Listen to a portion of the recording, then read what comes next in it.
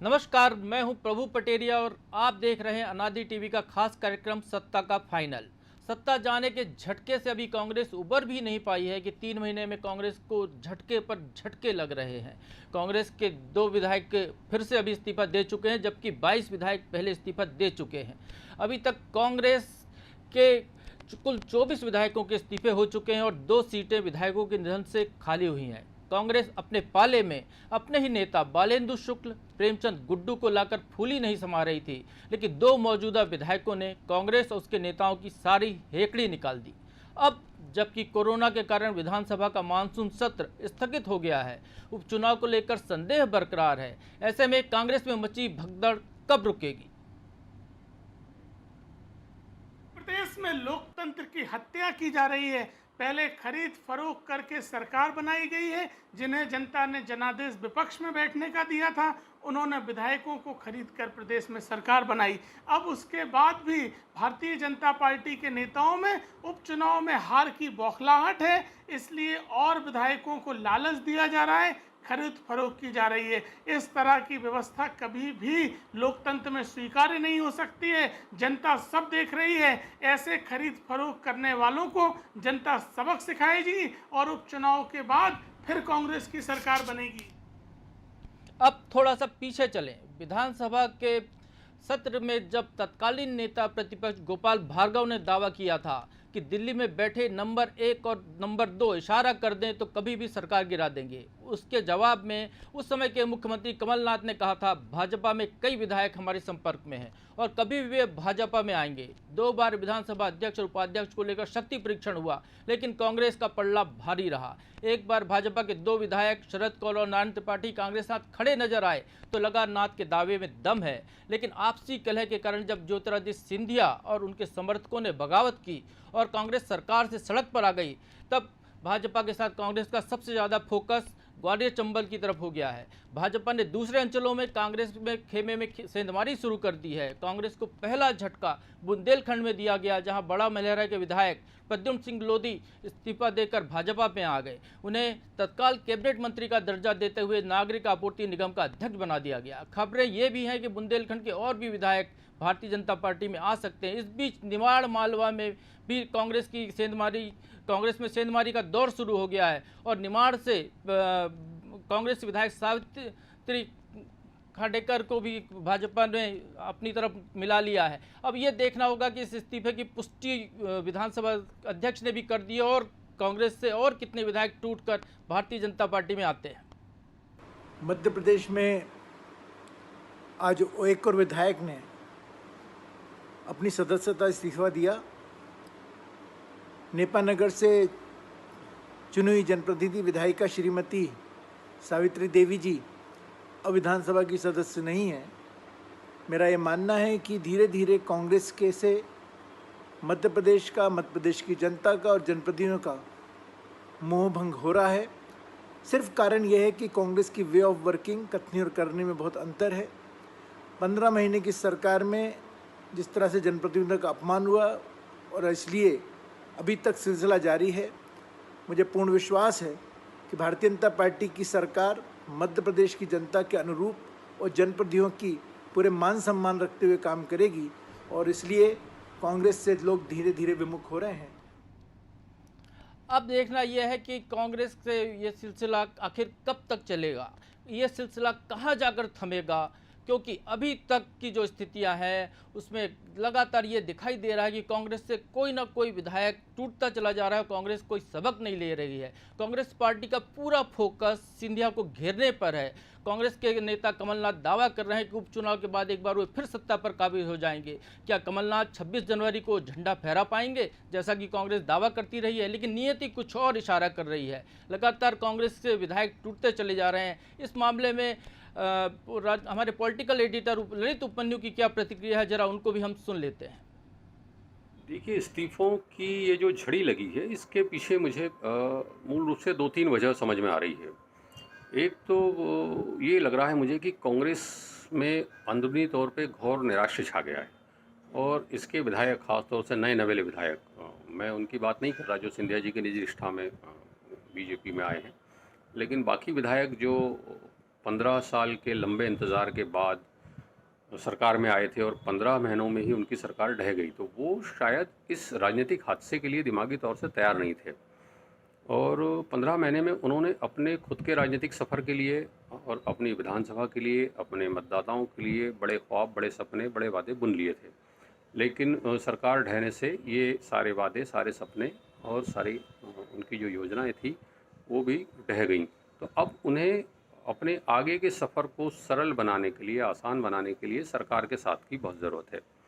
उन्हें ये समझ में आ गया है कि 3.5 साल विपक्षी विधायक रहने के बजाय छोटा सा जोखिम लेके और इस्तीफ़ा देके और उपचुनाव लड़ लिया जाए तो कम से कम 3 साल, 3.5 साल हम सरकार का हिस्सा रहेंगे, तो अपनी विधानसभा के लिए और अपने आगे के राजनीतिक सफ़र के लिए एक मजबूत ज़मीन तैयार कर पाएंगे।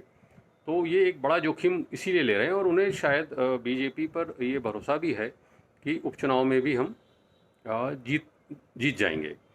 तो एक तो ये बहुत बड़ी वजह है। दूसरी वजह जो बीजेपी खुद तैयार कर रही है, वो बीजेपी चाहती है कि अब उन्हें भविष्य में इस वाली सरकार के कार्यकाल में उन्हें किसी निर्दलीय या किसी अन्य दल की तरफ नहीं देखना पड़े। तो ये तभी संभव होगा जब जितने ज़्यादा उपचुनाव होंगे बीजेपी उतनी ज़्यादा कंफर्ट जोन में आ जाएगी। अभी बीजेपी बहुमत से सिर्फ 9 सीटें दूर है, जबकि 26 उपचुनाव हो गए हैं।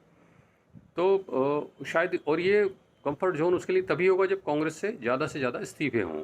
तो इसमें एक तो वो सरकार के तौर पे मजबूत होना चाहते हैं और दूसरा जो इस्तीफ़ों का वीकली प्लान है, हर हफ्ते एक इस्तीफ़ा जो करवा रही है बीजेपी, उससे कांग्रेस का मनोबल भी मैदान में पूरा तरह तोड़ना चाहती है बीजेपी।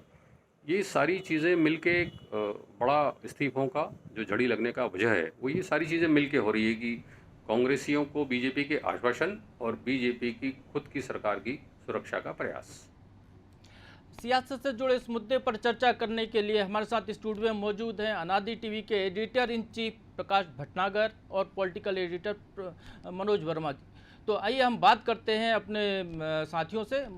सबसे पहले भटनागर जी, मैं आपसे जानना चाहूँगा कि आखिर ये कांग्रेस में हो क्या रहा है? क्यों कांग्रेस से लगातार पलायन हो रहा है? क्यों कांग्रेस अपने विधायकों को रोक नहीं पा रही है? क्यों जिस तरीके के दावे कमलनाथ करते थे कि वो भारतीय जनता पार्टी के विधायक उनके संपर्क में, और 15 महीने तक जब उनकी सरकार चली तो बड़े कंफर्ट जोन में कांग्रेस दिखाई दे रही थी, ये स्थितियां क्यों लगातार कांग्रेस में बन रही है? आखिर क्या कारण है, क्या वजह है कि जो कांग्रेस इसको पलायन को रोक नहीं पा रही है? देखिए, मुझे लगता है कांग्रेस में प्रभु नेतृत्व का संकट है। मध्य प्रदेश के अंदर लंबे समय से देखेंगे हम तो जो भी लीडरशिप आपने डेवलप की है वो इतनी स्ट्रांग या मजबूत नहीं है कि उसे ज़मीन तक की राजनीतिक समझ हो।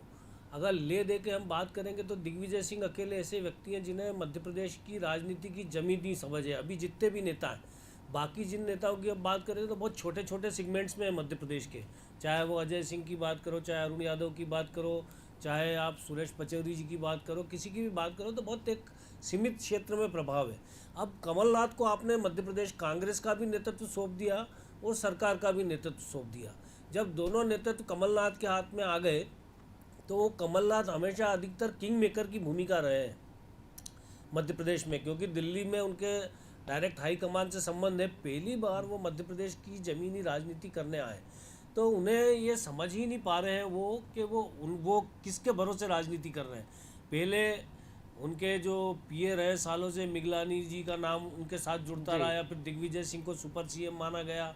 अब आज की तारीख में वो जिन पे उनको संदेह था उन्हें बुला के सज्जन सिंह वर्मा या नर्मदा प्रसाद प्रजापति बुला के बात करते हैं और उनसे विधायकों से बोलते हैं कि भाई ये मतलब हम तो कांग्रेस के साथ ही रहेंगे जिन पे शंका है। लेकिन कहीं दूसरी तरफ से कांग्रेस का विधायक बीजेपी में चला गया, उन्हें पता ही नहीं चल रहा है कि हो क्या रहा है। सजगता आप देखिए, मतलब राजस्थान के अंदर अशोक गहलोत की सजगता देखिए कि वो कितनी सतर्कता से सरकार चला रहे हैं और कदम कदम पर वो बीजेपी को अभी हाल पीछे, या सचिन पायलट को भी उन्होंने पीछे धकेला।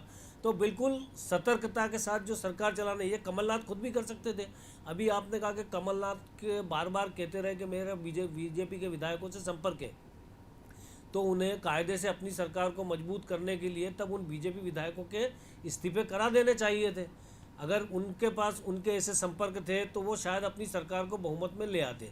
लेकिन हर जगह ये कमलनाथ की चूक मानी जानी चाहिए। पूरा जो कायदे से तो कुल मिला के जो नेतृत्व का संकट है वो एक कमलनाथ के कारण है, और दूसरी बात अब कांग्रेस के पास विकल्प भी नहीं है। जी मैं मनोज जी से सवाल करना चाहूँगा। मनोज जी, एक कारण इसमें दिखाई जो दे रहा है कि पहले जो 22 विधायक गए थे उनमें से कई अनुभवी थे, कुछ पूर्व मंत्री थे, जो कुछ वर्तमान सरकार जो थी उस समय की उसमें मंत्री हुए थे, कुछ मंत्री पद के दावेदार थे। लेकिन अब जो पलायन हो रहा है कांग्रेस से, जिस तरीके से लोग इस्तीफा दे रहे हैं, वो एकदम नए नवेले विधायक हैं। जो नेपा नगर की विधायक हैं वो पहली बार विधानसभा पहुंची हैं, प्रद्युम्न सिंह लोधी भी पहली बार विधानसभा पहुंचे हैं। तो ये जो नए नवेले विधायक हैं, आखिर क्या इनको कारण दिखाई दे रहा है, ये क्यों पलायन कर रहे हैं? जबकि इनको तो और कमिटेड कांग्रेस के लिए होना चाहिए था कि इनकी बहुत ज़्यादा हसरतें नहीं होगी, क्योंकि पहली बार का विधायक है, उसको ये उम्मीद नहीं होती कि वो मंत्री बन जाएगा एक बार में। तो ऐसा क्या कारण रहा कि वो अपनी पार्टी को, अपनी आस्था को, जिस पार्टी ने उनको विधानसभा तक पहुँचाया, उसको छोड़ रहे, इस्तीफा दे रहे हैं, फिर भारतीय जनता पार्टी का रुख कर रहे हैं? बिल्कुल प्रभु जी, बड़ी दिलचस्प बात है। और जो आप ये बात कर रहे हैं, निश्चित रूप से कांग्रेस को इसके लिए सोचना होगा कि क्यों पहली बार के विधायक जा रहे हैं। जो बाकी लोग छोड़कर गए थे बीजेपी से, वो कहा जा सकता था कि उनमें से 16 ऐसे थे कि जिनकी निष्ठा सिंधिया के प्रति थी, कांग्रेस के लिए नहीं थी, और वो समय समय पर जाहिर करते रहे, और क्योंकि उनमें ज़्यादातर के टिकट सिंधिया ने दिलाए थे। बाकी अगर एदल सिंह कंसाना, बिसाऊलाल, हरदीप सिंह डंग की बात करते हैं, उनकी अपनी व्यक्तिगत नाराजगी थी। लेकिन इन दो की अगर हम बात करें कि एक को कैबिनेट मंत्री का दर्जा मिल गया है, दूसरी जो अभी सावित्री कासड़कर ने इस्तीफा दिया है, अभी तो मंत्रिमंडल में कोई ऐसी गुंजाइश भी नहीं है, और अगर वो बीजेपी में आती है, जैसा कि संदेश आए हैं या बीजेपी नेताओं ने दावा किया है, तो आखिर उनको कहाँ एडजस्ट करेंगे। लेकिन सबसे बड़ी बात यही है कि बड़ी टूट इन इलाकों में हुई है जहाँ कांग्रेस सबसे मजबूत उभर कर आई थी। इस पूरे चुनाव में हम देखें, ग्वालियर चंबल में बीजेपी को तगड़े झटके लगे थे, मालवा निवाड़ में बीजेपी को तगड़ा झटका लगा और कांग्रेस की सरकार बनी। और यही ग्वालियर चंबल और मालवा निवाड़ से अब बीजेपी कांग्रेस को झटके दे रही है। तो यानी कि ऐसे लोग बगावत कर रहे हैं, जैसा कि आपने भी कहा, कि जिनकी एक सियासी उन्होंने अभी शुरुआत की है, अभी 2 साल पहले भी, 2 साल भी नहीं हुए उनको विधायक बने, 1.5 साल का समय हुआ है। और एक बड़ा जोखिम है कि अगर आप चुनाव में जाएंगे तो कोई ज़रूरी नहीं है कि आप जीत जाएं। हारने के बाद कोई ज़रूरी नहीं है कि जब 2023 में जब टिकट बांटे जाए तब आपको टिकट मिले। इन सब के बावजूद अगर इतने बड़े जोखिम ये उठा रहे हैं, तो कांग्रेस के लिए बड़े सोचने की बात है कि अगर उसके लोग इतना बड़ा जोखिम उठा रहे हैं तो उसके पीछे कारण क्या है। क्या नेतृत्व की गलती है? क्या कोई नीचे के लेवल पे कोई ऐसा असंतोष है जिसको कांग्रेस के नेता भांप नहीं पा रहे हैं, या क्या कुछ ऐसा है कि बीजेपी के पास वो लोग जा रहे हैं? चर्चा को मैं भटनागर जी से जानना चाहूँगा। भटनागर जी, जो सुमित्रा देवी ने इस्तीफा दिया है, कांग्रेस को छोड़ा है, वो शायद ये चर्चा में आई है कि वो अरुण यादव पर आरोप लगा रहे हैं। अरुण यादव भी वर्तमान में मध्य प्रदेश कांग्रेस की राजनीति में एक सिरे पर बैठे हुए हैं, हाशिए पर धकेल दिए गए नेता हैं। वो उनका क्या नुकसान वहाँ पर कर सकते थे? यदि हम बड़ा मलहरा की तरफ देखें तो वहाँ एक लोधी फैक्टर था कि उमा भारती का प्रभाव क्षेत्र है, वो प्रहलाद सिंह पटेल के संसदीय क्षेत्र में बड़ा मलहरा आता है, तो एक लोधी समाज से जुड़ा हुआ एक वर्ग है, उसको कहीं प्रतिनिधित्व की चाहत थी वर्तमान सरकार में, और शायद उसका एक रास्ता उमा भारती ने निकाला और वो सामने दिखाई भी दिया। लेकिन यहाँ क्या कारण है कि प्रदेश कांग्रेस अध्यक्ष कमलनाथ हैं, कांग्रेस के सर्वमान्य नेता दिग्विजय सिंह हैं, और जो इस्तीफा दे रही है वो कारण बता रही है अरुण यादव को? देखिए, मुझे लगता है अरुण यादव तो सिर्फ एक बहाना है। मूल प्रश्न जो प्रभु आपने बोला था कि संगठन पहली बार के चुने गए विधायक क्यों दल बदल कर रहे हैं, पार्टी के प्रति उनकी आस्था है या नहीं है, क्यों वो मतलब कांग्रेस छोड़ के जा रहे हैं, तो सबसे बड़ा जो समस्या कांग्रेस की ये है कि कांग्रेस में पार्टी के प्रति किसकी निष्ठा है। कांग्रेस में अभी आज ही दिग्विजय सिंह का एक बयान था कि गांधी नेहरू परिवार के बिना, गांधी परिवार के बिना कांग्रेस की कल्पना नहीं की जा सकती।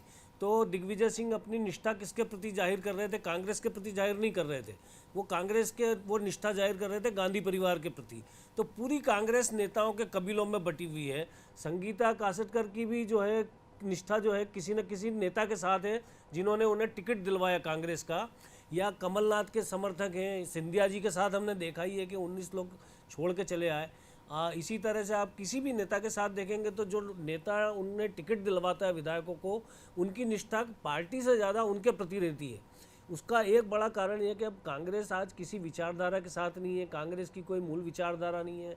कांग्रेस कभी आंदोलन हुआ करती थी, लेकिन अब आज कांग्रेस किस चीज़ का आंदोलन है ये भी समझना मुश्किल है। तो आखिर कांग्रेस से बंधा हुआ क्यों रहेगा? ऐसे उदाहरण भी है कि आप कांग्रेस छोड़ के जाओ, वापस कांग्रेस में आओ और फिर से प्रतिष्ठित हो जाओ। तो जहाँ अनुशासन भी नहीं है, जहाँ आपको किसी तरह का डर भी नहीं है, तो कांग्रेस छोड़ने वाले लोगों के लिए कोई बहुत बड़ी समस्या नहीं है। कल को वो यदि कांग्रेस में आते हैं तो फिर अपने संपर्कों के साथ में वो आ जाएंगे। हम इससे उलट देखते हैं बीजेपी में एक बार आपकी माइनस मार्किंग हो गई तो आपको संभलने में सालों लग जाते हैं। उमा भारती जैसे अपवाद हो सकते हैं, कल्याण सिंह जैसे अपवाद हो सकते हैं, जिनके साथ एक जनाधार जुड़ा हुआ है, जिन्हें बीजेपी ने फिर से महत्व दिया।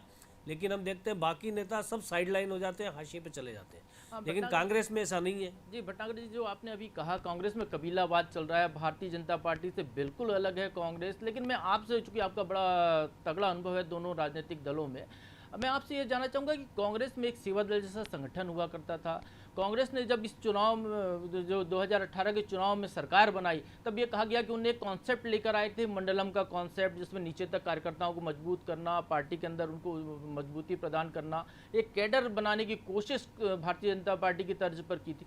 फिर ये क्यों विद्रोह हो रहा है? क्या कैडर संभाल नहीं पाए कि जो बावरिया जी के जाने के बाद वर्तमान जो कांग्रेस है वो पूरे अपने पुराने जो नीति नियम बनाकर गई थी उसको वो भूल गई? देखिए, वो प्रभु सब मुझे लगता है कि कागजों पे है। जब आप विचारधारा की बात करते हैं तो देश में हम देखते हैं कि एक विचारधारा और एक कैडर कम्युनिस्टों के पास है जो वामपंथी कहलाते हैं, और एक कैडर जो है बीजेपी के पास है, जहाँ पे जिसे हम एक दक्षिणपंथी पार्टी के तौर पे जानते हैं। बाकी जितने भी देश में राजनीतिक दल हैं उनमें कोई कैडर नहीं है। वो किसी, चाहे वो किसी जाति के समर्थन से प्रभावशाली नेता हों, चाहे वो किसी अन्य कारण से, किसी और कॉम्बिनेशन से राजनीति में प्रभुत्व हासिल किया उन्होंने, लेकिन उनके पीछे विचारधारा कोई नहीं है। विचारधारा अगर कहीं है तो आप देखेंगे कि या तो दक्षिण पंथ में है या वाम पंथ में है। कांग्रेस हमेशा जो है मध्य मार्ग पे चली, और कांग्रेस को हमेशा गाइड जो किया है वो कम्युनिस्टों ने गाइड किया, क्योंकि कम्युनिस्टों का अपना आधार हिंदुस्तान में बहुत ज़्यादा नहीं बना पाया है, तो वो हमेशा कांग्रेस के माध्यम से अपनी चीज़ों को जो है लागू करवाते रहे। कांग्रेस की सबसे बड़ी वैचारिक कंगाली यही है कि कांग्रेस का अपना कुछ मूल नहीं है, कांग्रेस की अपना कोई मौलिक चिंतन नहीं है, और उसी के कारण कि कांग्रेस किस विचारधारा के लिए आप कांग्रेस के साथ जुड़ोगे। तो आप देखेंगे कि भारतीय जनता पार्टी को तोड़ना है कांग्रेस के लिए हमेशा कठिन रहा है। वहाँ का कार्यकर्ता जाके आपके पास एडजस्ट नहीं होगा, लेकिन कांग्रेस का कार्यकर्ता आके बीजेपी में एडजस्ट हो जाता है। कई सारे उदाहरण हम देख रहे हैं। मनोज जी, भारतीय जनता पार्टी जिस तरीके से मजबूत होती जा रही है, जिस तरीके से कांग्रेस में इस्तीफे हो रहे हैं, तो आपको क्या संभावना दिखती है? क्या आपके सूत्र जो क्या बताते हैं कि क्या आने वाले दिनों में और इस्तीफे हो सकते हैं, या भारतीय जनता पार्टी जो वर्तमान में अभी सरकार में, ये 24 और अब तो 26 उपचुनाव की बात आ रही है, तो ये उपचुनाव की जगह मध्यावधि चुनाव की दिशा में मध्य प्रदेश को तो नहीं ले जा रही? देखिए, मध्यावधि तो प्रभु जो कह सकते हैं जल्दबाजी होगी, लेकिन जो संकेत मिल रहे हैं और जिस प्रकार से, जैसे ललित जी भी कह रहे हैं और आप भी बता रहे हैं कि जो सिलसिला चल पड़ा है तो वो अभी कहीं थमता हुआ दिख नहीं रहा है, और जो कांग्रेस के नेताओं की प्रतिक्रिया है वो भी नज़र नहीं आ रही। और एक सबसे दिलचस्प बात आप देखिए कि जैसा आपने भी कुनबे और कबीले की बात की, जो भटनागर जी ने कहा वैचारिक रणनीति और बाकी बौद्धिकता का जो अभाव है, 15 साल तक के मिश्रा या माणक अग्रवाल जैसे लोग कांग्रेस को जिंदा रखते हैं, भले वो कागजों में जिंदा रखते हैं, मुख्यमंत्री के खिलाफ मोर्चा खोलते हैं, मीडिया में रखते हैं और मुकदमे कायम होते हैं उनके खिलाफ, लेकिन जब सरकार आती तो सबसे पहले उन दोनों को बाहर फेंक दिया जाता है। मालवा की जब सीटों पर चुनाव है तो के मिश्रा को आप फेंक देते हैं चंबल में, कि आप ग्वालियर में आपका हेडक्वार्टर है, सिंधिया को आप ही गाली दीजिए, आप ही गाली खाइए और आपके ही मुकदमे कायम होंगे, जबकि उनका उपयोग मालवा में हो सकता था। ऐसे कई सारे उदाहरण हैं। तो आपके पास रणनीति भी नहीं है, विचार भी नहीं है, संगठन भी नहीं है, और आदमी जो है उनका आप यूज नहीं कर पा रहे हो। तो आखिर ये सोचना होगा पूरे तरीके से, क्योंकि वो छत्तीसगढ़ का माफ़ कीजिए, राजस्थान का मामला हो, मध्य प्रदेश का मामला हो, कि युवा क्यों आपसे छिटक रहे हैं, कोई यूथ आपसे जुड़ नहीं पा रहा है। जबकि आप कहते थे युवा चेहरा राहुल गांधी है, प्रदेश में आपके पास सिंधिया थे, वो खुद ही साहब का साथ छोड़ गए। तो सब जगह या तो ये कह सकते हैं, अब तो कांग्रेस ही कई सारे नेताओं से बात हुई, मजाक में रह रहे हैं कि अब हमारे पास 5 साल बाद हो सकता है 55 साल का युवा नेता रहेगा और 80 साल की एक अध्यक्ष रहेंगे और 95 साल के सलाहकार रहेंगे, यूथ कहीं नहीं रहेगा। तो कुल मिला के सबसे बड़ा संकट यही है प्रभु, जो मनोज जो कह रहा है कि आपके पास आपने पीढ़ी परिवर्तन कर ही नहीं रहे। आपके हर जगह जो है सोनिया गांधी, राहुल गांधी ने बहुत कोशिश की। अब जो आप बात कर रहे थे सेवा दल की, युवक कांग्रेस की, जो फंटल ऑर्गेनाइजेशन थे, एक ज़माने में युवक कांग्रेस सरकार बदलने का दम रखती थी। इंदिरा गांधी यदि वापस सत्ता में आई 80 में तो उसका कारण युवक कांग्रेस को माना जाता है, लेकिन वो नेतृत्व, वो स्वभाव कांग्रेस का कब का ख़त्म हो चुका है। तो अब कांग्रेस में समस्या ये है कि कहीं कोई आपकी सुनवाई नहीं है। सारी राजनीति विरासत में चल रही है, विरासत के अंदर नेता आ रहे हैं, विरासत में राजनीति आगे बढ़ रही है। अब अगर जनता ने जहाँ तक दे दिया आपको विकल्प के अभाव में तो है, अदरवाइज आपको कोई आगे होके नहीं चुन रहा है कांग्रेस को आज की तारीख। अब मनोज जी, यदि मध्य प्रदेश के जैसे ही कांग्रेस सत्ता में राजस्थान में आई थी और छत्तीसगढ़ में आई थी, एक कॉम्बिनेशन कांग्रेस ने तय किया था मध्य प्रदेश और राजस्थान में। ज़्यादा डिफरेंस उसमें दिखाई देता है। ये एक अनुभवी नेता को प्रदेश अध्यक्ष बनाया था, एक युवा नेता को कमान दी थी। राजस्थान में युवा नेता को प्रदेश अध्यक्ष बनाया था, अनुभवी नेता को साथ रखा था। छत्तीसगढ़ में लगभग दोनों हम उम्र नेता वहाँ पर एक साथ थे। मध्य प्रदेश में जो हुआ वो सबके सामने है कि युवा नेता छोड़कर चले गए। राजस्थान में युवा नेता बगावत पर हैं, तो जो अनुभवी नेता उनने संभाल लिया। छत्तीसगढ़ में भी भूपेश बघेल सरकार ने जैसे ही मध्य प्रदेश और राजस्थान का एपिसोड हुआ, उन्हें कुछ संसदीय सचिव बनाए, निगम मंडलों में अपने लोगों को एडजस्ट किया और संभाल लिया। तो क्या ये हम देखें तो कमलनाथ से कहीं पहले चूक हुई है या कमलनाथ अब भी चूक कर रहे हैं? क्योंकि कमलनाथ वो शख्सियत है जिसको कांग्रेस मैनेजमेंट में माहिर नेता बताती है, जिसको भारतीय जनता पार्टी के सामने अकेले प्रोजेक्ट करती रही है कांग्रेस, और फ्लोर मैनेजमेंट के उनको मास्टर कहा जाता है। तो क्या मास्टर फेल हो गए या मास्टर का जो पार्ट था अब बदलने की जरूरत है? ये कह सकते हैं प्रभु जी की मास्टर एक्सपोज हो गया है कि बंदी मुट्ठी थी वो लाख की थी, वो खुल गई है। गहलोत की तुलना करें, वो जमीनी नेता रहे, लगातार राजस्थान में सक्रिय रहे। कमलनाथ की राजनीति दिल्ली और छिंदवाड़ा, भोपाल में आपने भी लंबे समय से, भटनागर जी भी देख रहे हैं कि आपने कितनी बार उनको देखा। और मज़े की बात है, सरकार जाने के बाद भी जब वो पहली बार मुकुल वासनिक आते हैं तो बैठक मुख्यमंत्री, पूर्व मुख्यमंत्री के बंगले में होती है, पीसीसी में नहीं होती है। जी बिल्कुल। छत्तीसगढ़ की बात करें तो 15 साल रमन सिंह ने राज्य किया, लेकिन जो उन्होंने मेहनत की, साहू ने, तो उन्होंने जो मेहनत की, माफ कीजिए, तो वो ज़मीन पर दिखी। उन्होंने अपने सारे समीकरण उसी हिसाब से बिठाए। राजस्थान की बात करें तो 4 साल पहले अध्यक्ष बना दिया गया था। मनोज जी, आपने बिल्कुल सही बात कही कि मध्य प्रदेश में कमलनाथ सरकार या कमलनाथ जो कांग्रेस की सरकार है, वो कमलनाथ एक्सपोज हो चुके हैं मैनेजमेंट के मामले में। कांग्रेस को संभलना होगा, सीखना होगा वर्तमान परिस्थिति में, खासकर जो विरोधी दल है उनका, भारतीय जनता पार्टी, उससे सीखना होगा। सत्ता के फाइनल में हमारी चर्चा आगे भी जारी रहेगी ऐसे गंभीर विषयों को लेकर। आज की चर्चा को हम अभी विराम देते हैं।